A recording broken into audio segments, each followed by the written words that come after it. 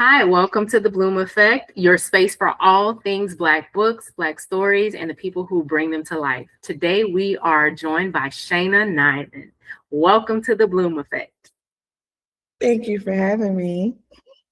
I'm so happy to have you here. I've been so excited to talk to you, and I'm so excited for the readers to get to know who you are as a brand new author in the bookish space. So, you wrote your first book at I just 6 years did. old. I did. Yeah. Oh my goodness. Do you I remember what it felt like when you realized storytelling lived inside you so early, though? know my memories of that time was through my parents, my mom and my dad. Like they were the ones who reminded me of it. And so, or they would share the story about how like I wrote this book and I did it with loose leaf paper and I stapled the center. And so I would just hear the story so much growing up that I was just like, oh, okay, I did that. And then one day my mom was cleaning out her laundry room and found it and like, I found the book. And it is still at her house. She has it in her Bible. Oh my gosh. And so, yeah, it was just I, the craziest thing. And there misspelled words, um, misappropriated words. So things that, I think just for example, like I didn't use the proper context for there.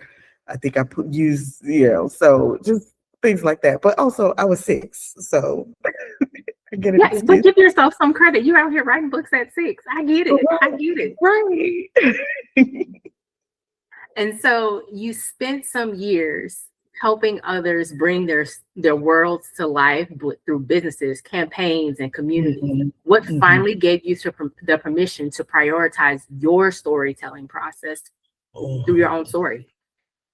That is such a loaded question, right? Because I don't think it's something that I did cognitively.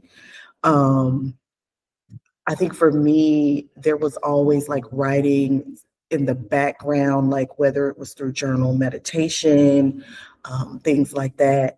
Um, and I think forward facing, it was really just people always telling me, like, at work, your emails are so concise. Like, can you draft an email for the department for this? Um, or, friends in business. I have a really close friend who is a councilwoman in Charlotte, and she was just like, I want you to draft this, this and this. And another friend who's a businesswoman, entrepreneur, and she's just like, I need you to fix this for like my forward facing promotions and things like that. So it wasn't anything that I tracked intentionally or cognitively.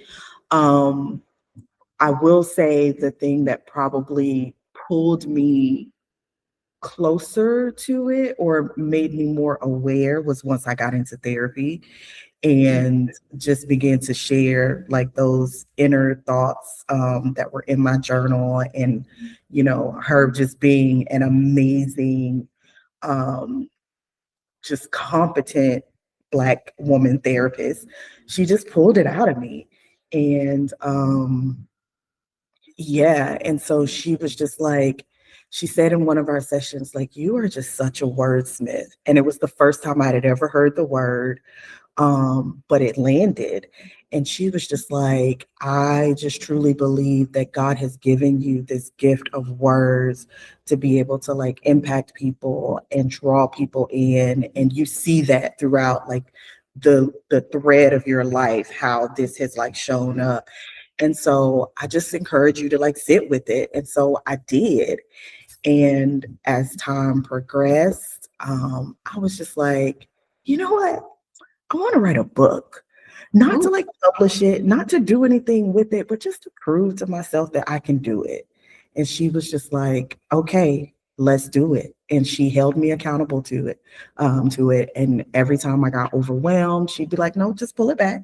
Let's just focus on what you're working on right now. Tell me about it.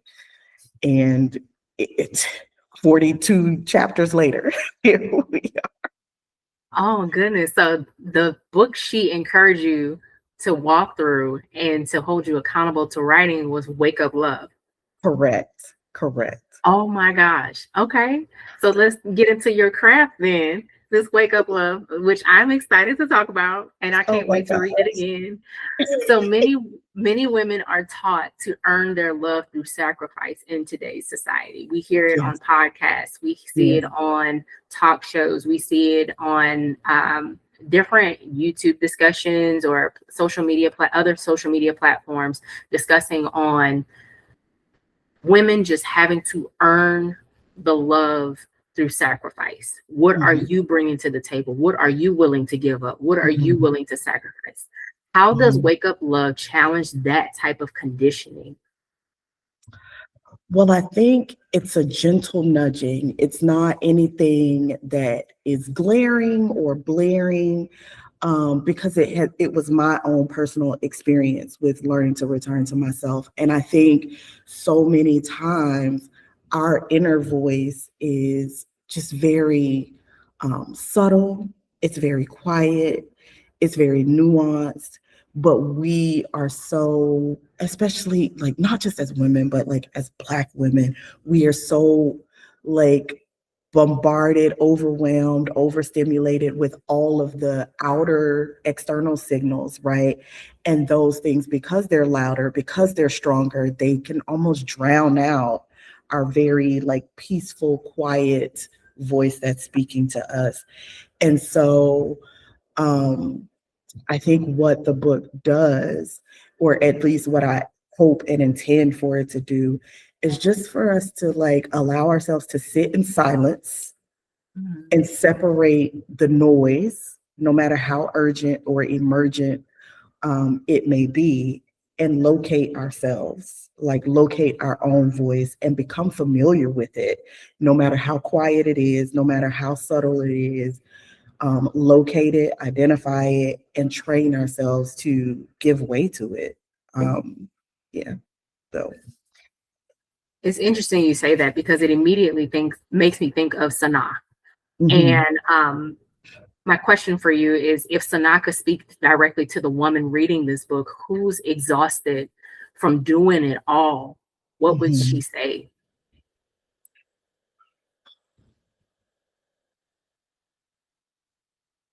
Sit down, get quiet, and don't move until you begin to hear yourself again.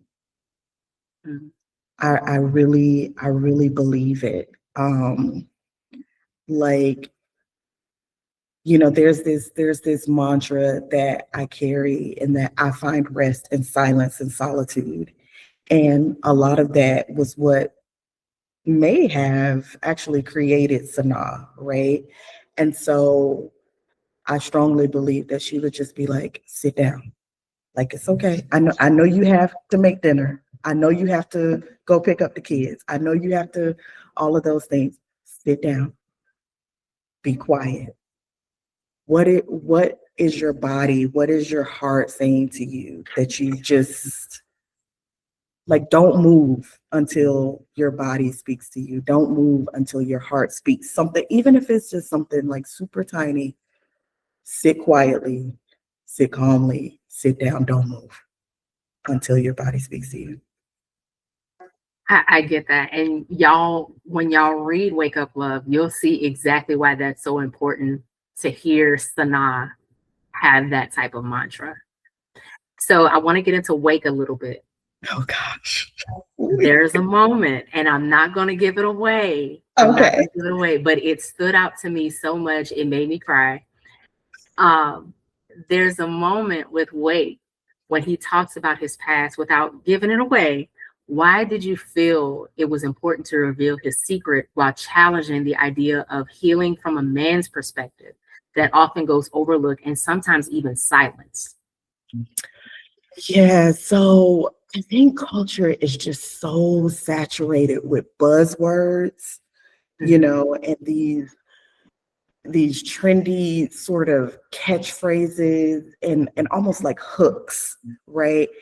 And when you treat things that are a very real thing, like when you treat someone's reality as if it's clickbait or a hook, or it diminishes their experience.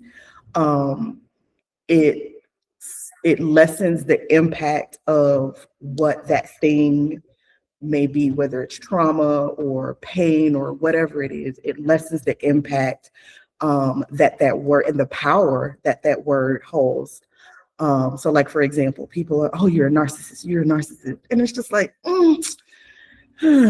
for people who are actually living with the impact of narcissistic abuse, for someone to throw around that word loosely, it's almost like a disservice to the pain and what they've had to live through, what they've had to walk through. And so for Wake, and I know this is like a really long walk around to the answer, but for Wake, um, so I think society will often minimize bodily autonomy in men the way that in a way that we don't necessarily do with women. So I say that very carefully and very mindfully, because if a woman is assaulted or molested, like there is a certain rise or reaction that you would get that wouldn't necessarily be equal if it were a man, like traditionally, generally speaking. And so it was very important for me to name that and for him to speak through what his personal experience was, in a way that was like a stark contrast between the two characters relating to each other, if that makes sense. It does. It does. And for those of you who are listening and watching, I want you to understand that when you read the story, because we're not revealing everything that occurred with Wake, it all makes sense what she's saying. And I want you guys to reflect on what she's actually saying, because it's gonna tug at your heartstrings, because it really reflects what society does to men when it comes to what Wake experienced. Right. And we see it, not to get like philosophical, or because I feel like it could easily open a whole nother can of worms, but it just speaks to the generational trauma from slavery, chattel slavery, and how men's bodies, men's autonomy was often overridden, and they were kind of forced into this numb, blind strength against their will, and so yeah, it was a very powerful moment for me to write as well. I got you. So if a reader looks at this book as a form of personal healing and uncovered in you that they didn't expect from this book, what is something that you feel healed in you and uncovered while you were writing this book? Because to me, learning what I learned about Wake, watching Sana go through what she went through, I feel like there are people who will find healing that we don't necessarily need from self-help books, but we can Yeah, also get from fiction books. right. And I just want to know, what has this book done to heal you or uncovered in you that you didn't expect? Yeah. Oh my gosh. Girl, you are asking like all the oh, these questions are really good. And I'm glad that you're asking in the way that you're asking them. I think language is just so powerful. Um, and this is Shana speaking to you about 4 years into her therapy journey, right?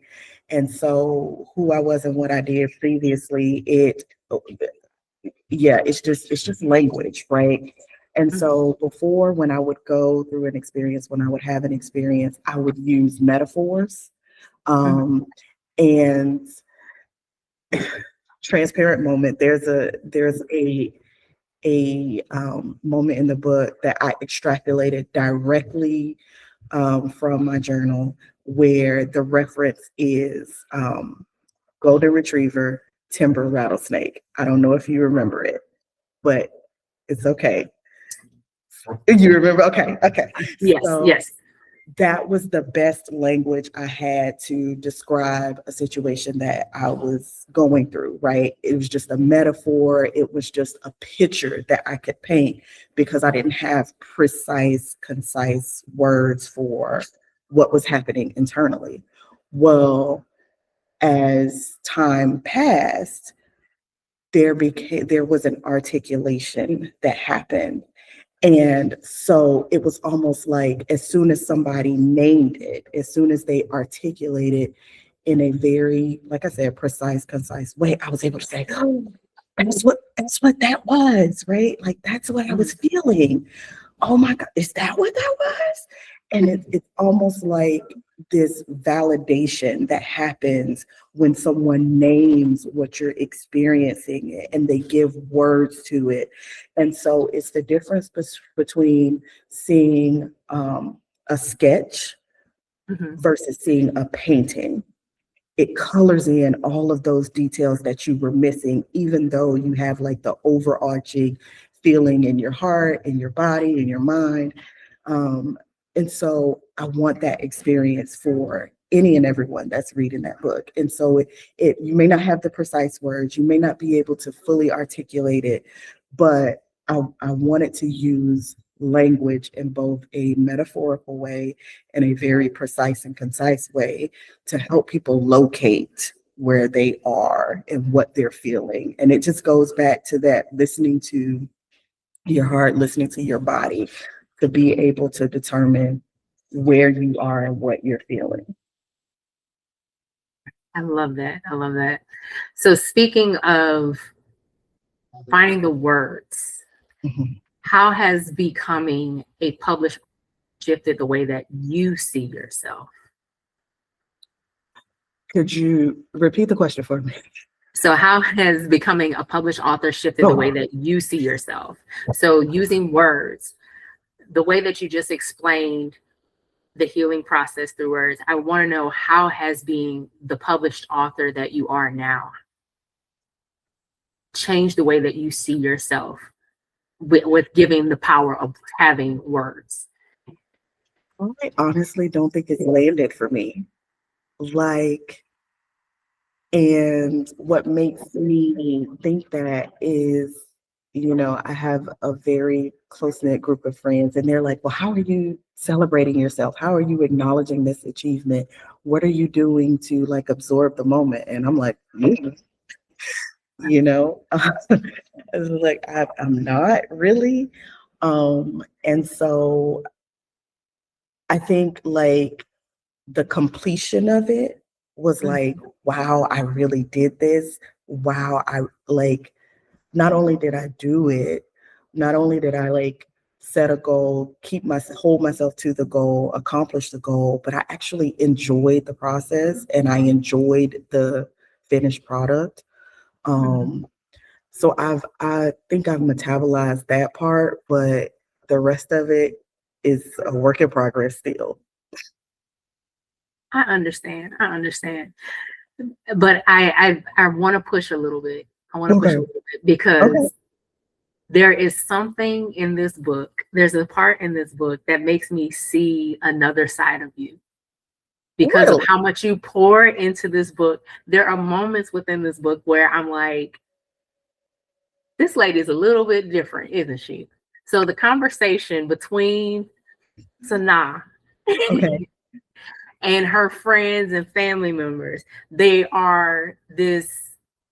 dynamics are so beautiful. Like you have such serious moments throughout the story, but Sanaa has this moment where she can just let her hair down for a moment. And I feel like even as you are seeing yourself as this author, you're seeing versatility in who you are as well. And I can see that coming out in that conversation. You and I talked about this specific moment where I think I know what you're talking about. We talked about a couple moments. Dial it down for me. Okay. So it's the part where Sanaa is talking about her her husband, and Mhm. they're in the group chat. Okay. Oh, oh, okay. It is the funniest part, and I don't want to give it away. It's the funniest part of the group chat. And then they're talking about Wakanda, and I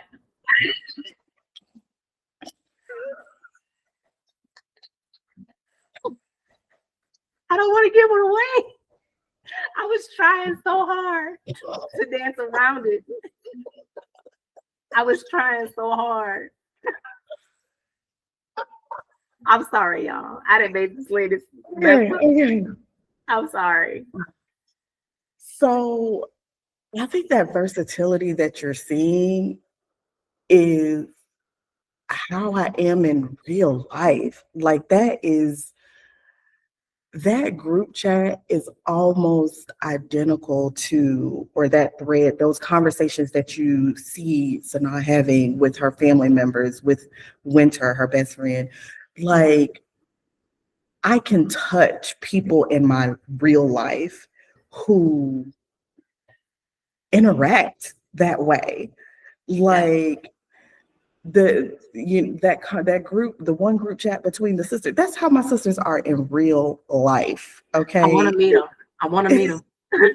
They are like the most educated, most accomplished women in their personal lives, in their careers, my friends too. But we are so unserious. Like, how did we get to become the adults? Who put us in charge?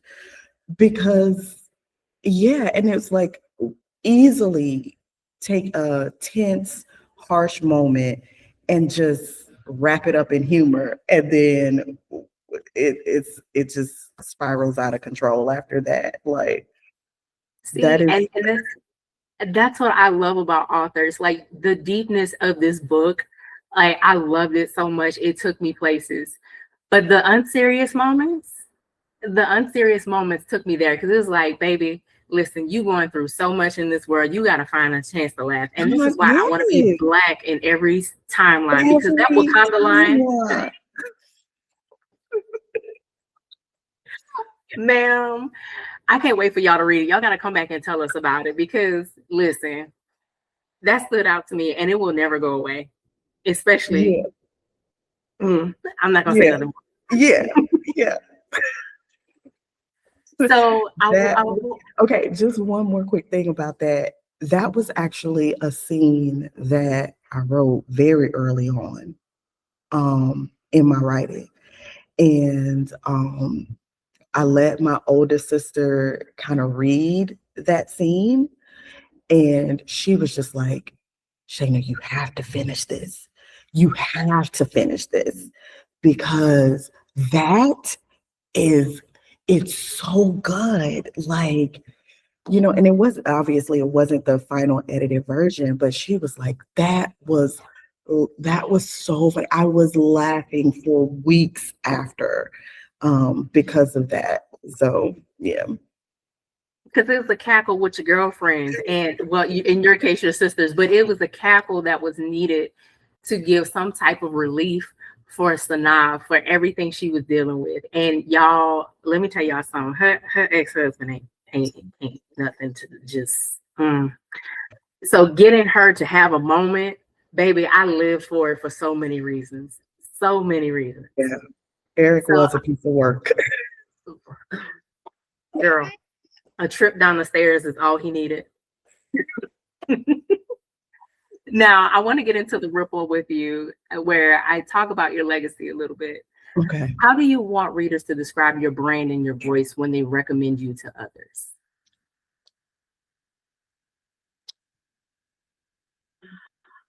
I want it to feel lived in, like very relatable, very inviting, almost like you walk into a room of like with your aunts and your uncles, and well, not your uncles, your aunts, because it's women.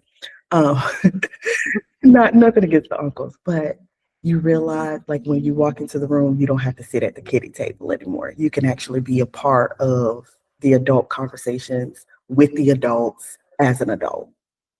Um, and it was really important for me to do that. And I just want to share a little bit of why. I think the connecting piece for me was being able to talk to my mom about things from, or things that I was going through. And she was able to share things from her past that humanized her in a way I don't think I ever experienced before. Not to say that she wasn't human or she didn't feel or she didn't have needs, but she was just always mom, right? Um, but to hear how she had walked through these experiences and then to see and feel how I was walking through a similar experience, it just grounded me in a way that I think is missing a lot of times in our culture, because as people get older, it's easy for us to dismiss them or whatever the reason, like insert whatever phrasing. Um, but I think it just grounded me. And so reading this book, I want people to feel like they're finally being able to sit in with wisdom and then turn it inward and find themselves, like, and just be able to share without shame, without guilt, a very human experience. I love that. And it sounds like that's something you want to be a part of your legacy. Mm-hmm. I would love for you to talk about, what do you hope this book and future books bring to your legacy that you are currently building as a writer?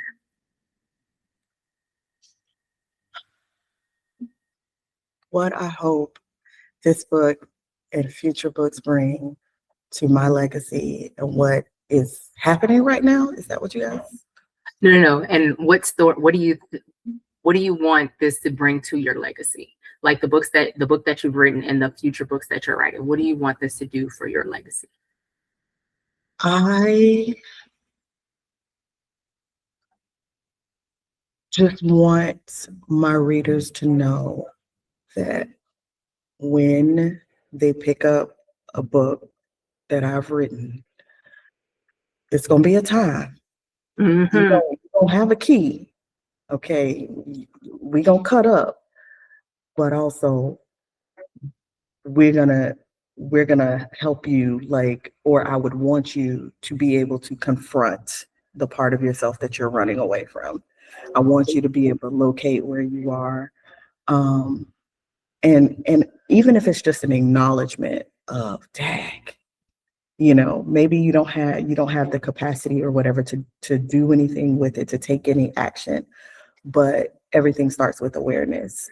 So just know that, like, it's going to be a good time. We going to laugh, we going to cry, but at the end of it, it's like there's a responsibility, whether it's awareness, whether it's action. You decide as the reader where you are, but know that that's the expectation. Love it. I love it. As a reader, I get it. I get it. As someone who's read the book, I get it.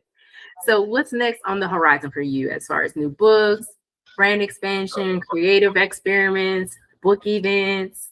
What's going on next for you? So events, I will be at the Black Romance Book Festival as a attendee, not as an author. So I'm excited about that. And I am currently developing Big XL book 2, because Wake Up Love is a part of the series. I didn't know that. I didn't know that. Oh my It's gonna be it's a standalone. It'll be a standalone, but it is interconnected. And so I'm really kind of exploring which direction I want to take, which character is going to be up next. I have ideas for 2 separate characters. Um, But yeah, just really testing out some things creatively to see what sticks, what feels natural. Oh, I'm so excited. I'm so excited, y'all. Y'all don't even know. Y'all don't understand. It's so, so good.